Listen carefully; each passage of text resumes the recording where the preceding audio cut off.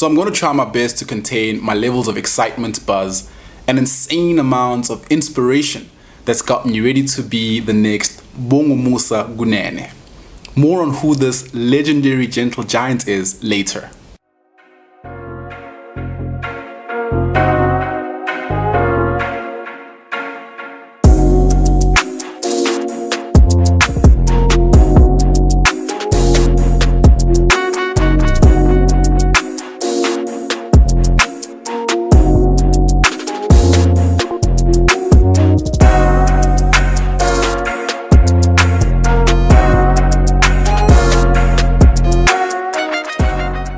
So I talk a lot. You might have noticed me rambling on a couple of my YouTube videos.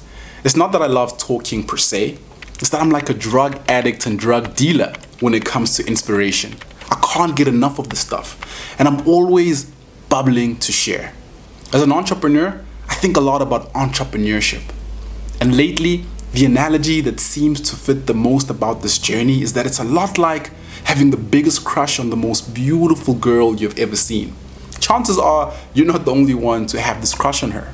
And because of this, your options become very slim in getting her to notice you, let alone agreeing to go on a date with you. And the only way to get this specimen from the heavens to look in your direction is to put yourself out there and use every opportunity you get to sell the heck out of yourself. That's another reason I started making videos and why I encourage as many entrepreneurs I encounter to create content, write blogs, record, or do whatever it takes to showcase yourself. I don't care how dope you think you are. If you're not putting yourself out there, no one will know who you are, what you're capable of, and pay any attention to what you do. The sucky part you can't avoid is rejection. This is why a lot of entrepreneurship books and talks will encourage you to have a healthy relationship with failure and endeavor to fail early and fail quickly. In other words, quickly get comfortable with rejection so you can overcome that psychological stumbling block that stops a lot of aspiring entrepreneurs dead in their tracks. Thabo, where are you going with this, you may ask? Good question. Before I share my story of how I ended up being called by AbInbev to facilitate a roundtable discussion around Black Industrialists, it's important that I give you full context so as to not glamorize entrepreneurship and make it look easy, but share the blood, sweat, and heartbreaks it takes before the girl of your dreams finally gives you the nod. So quick highlights of how we got here. I started a YouTube show called The Epozi Show, sitting down with industry trailblazers to gather some sales and marketing insights. And the plan was to use these insights to put together training material for small businesses. But ask any entrepreneur who's out there making moves and they will tell you things hardly ever go according to plan. It's like going out to the club scene when you're single. You spot the girl. If she makes eye contact and waves at you to come join her on the dance floor, then you better be nimble enough to get your 2 steps on, even if this initially wasn't part of your plan. Important disclaimer: winking, smiling, and waving at you to come dance is not consent for anything sexual, physical, or romantic in any way. It's not consenting to anything at all. Ask her if she wants to dance, and if you can't hear a response, or maybe she's a little intoxicated and doesn't give you a straight answer, then walk away. The Epozi Show became a great platform to build amazing relationships with influential people in incredible organizations, which led me to being introduced to one of the business coaches at AbInbev. I fumbled that opportunity on my standards and felt like I didn't make a great first impression. I dusted myself off, finished licking my wounds, and called the business coach for another opportunity to sell myself. And when they agreed, I met them and left my heart and soul in one of their boardrooms at their Bryanston head office. Prospects to do business with AbInbev didn't look promising, but I left there giving myself the benefit of the doubt for backing myself, grabbing a second opportunity to sell myself, and giving it my all. The easiest thing to do as an entrepreneur is be too hard on yourself. This is also, unfortunately, the worst thing you can do. The thing about the sea is that there is a lot of fish out there. It's disappointing for things not to go well with the crush you've been eyeing for the longest time, but entrepreneurship is about rising above disappointments and continuing to swing for other opportunities. And that is exactly what the team and I did. I can't really explain it scientifically, but something magical happens in the cosmos when you pursue an intersection of impacting people with your gifts and abilities in the areas you are passionate about. Slap bang in the middle of a social upliftment empowerment project I'm working on in my hometown of Vosloorus, I get an email from the AbInbev business coach who I met, who still had remains of my heart and soul I'd left at the office. She introduces me to a colleague who is looking for someone to help them facilitate a panel discussion and asks if I can send a quote. Pricing is so tricky when you're starting out.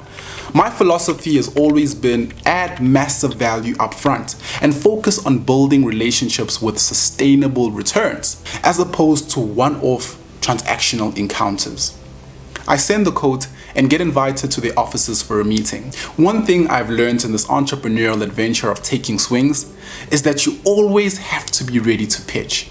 I got cleaned up, put on my best suit and game face, and once more walked into those AbInbev offices ready to pour my entire soul in an attempt to convince whomever I needed to convince that I was the ideal candidate for the task at hand. The craziest of things happened. Before I even got there to pitch, they had already decided that I was the man for the job. And the meeting was just to confirm, give me the brief, and iron out logistics. One person in the meeting said other people had seen my videos and also vouched that I would be a great panel facilitator and moderator. And just like that, I got the gig.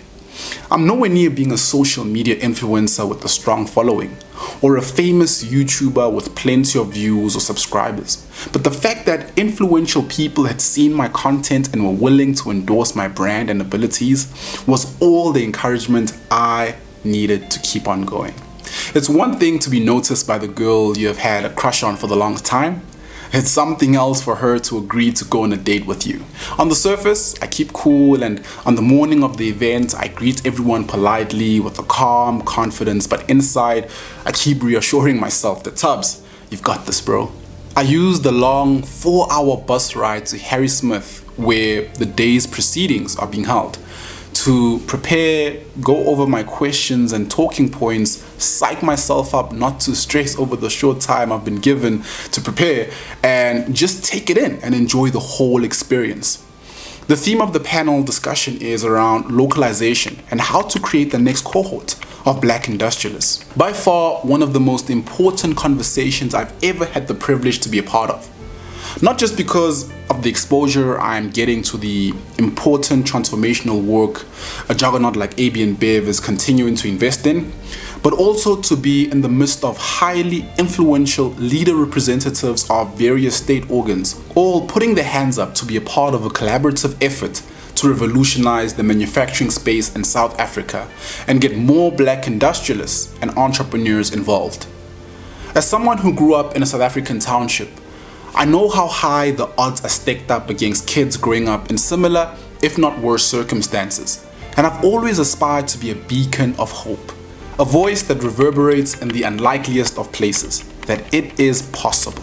I stood on stage, all suited and mic'd up, engaging with the Assistant Director of the DTI, the Director of the Department of Small Business Development, the CEO of Proudly South African, the Senior Head of the IDC, the Sustainability and Value Creation Director at AbInbev, and last but certainly not least, Bongo Musa Gunene, the founder, member and CEO of Kavali Chemicals. All I could think of on that stage, all I ever want to think of, and all I hope you think of in watching these videos is that it's possible. A big part of the panel discussion and day's agenda is recognizing the phenomenal Black industrialist that is Bongo Musa Gunene, who, with the help of companies like AbInbev and funding from the state, has been able to pave the way for aspiring, ambitious Black entrepreneurs who want to follow suit. A humble and impressively knowledgeable Bongo Musa gives us a detailed tour of one of their plants with a captivating sense of humor. His inspiring story is intoxicating. As he walks around explaining the various equipment and machinery that manufacture the products they sell, one of the questions that come out of the group is, what exactly is Kavali Chemicals' business? As they seem to focus on so many different things. Bongo Musa remarks how that question is the biggest challenge entrepreneurs will encounter when working with corporates and state funders who want neatly presented businesses that fit in an easy to understand box with a specific direction and trajectory. The reality of entrepreneurship, however, is much different. There is no clear-cut path, and for businesses to survive, grow, and scale, you're always testing, iterating, and innovating as you learn and adapt. This hits home for me as I used a long bus ride on our way back to reflect on today's life-changing experience and ponder the unclear path that led me here.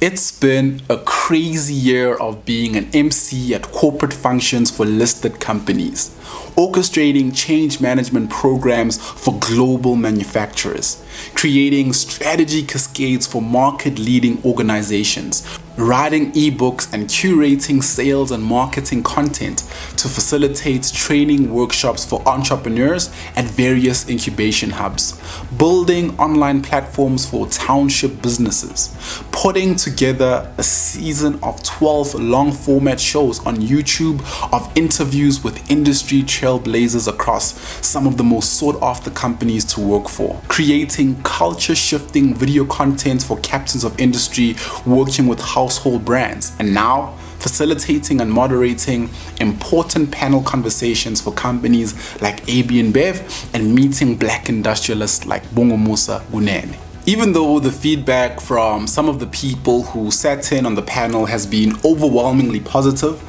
a big part of me feels like I could have done so much better. Even though my friends congratulate me on all I've been able to achieve in my short entrepreneurial journey, I still feel like there is so much more I can do. That is both the curse and the gift of being highly ambitious and entrepreneurial. You constantly have a monkey on your shoulder telling you to do more and be better. Successes and wins seem like a brief breeze under a scorching summer sun. Failures seem never-ending and feel like the very burning sun in a desert of loneliness, self-imposed tight deadlines, and limited cash flow. This is the fight of my life. I am always fighting for the girl of my dreams, and when she is in reach, I'm always fighting to keep chasing her. I'm always fighting myself not to give up fighting for her. The thing with fighting is you're bound to take some blows, get hurt, and it's hella painful. But that's the price we pay to make videos like this, receive emails from companies like AbInbev, and meet people like Bongo Musa Gunene. So we keep fighting, we keep writing, we keep recording and editing, trying and adjusting, tinkering, making blunders and learning. We keep surrounding ourselves with people who have a flicker of fire and building teams of people who can help us build. We keep asking to be introduced in spaces where people like us have been historically largely excluded. We keep building production capabilities, desperately holding on to the belief that someday it is all going to come together. That if we keep shooting, someday it's gonna be a movie.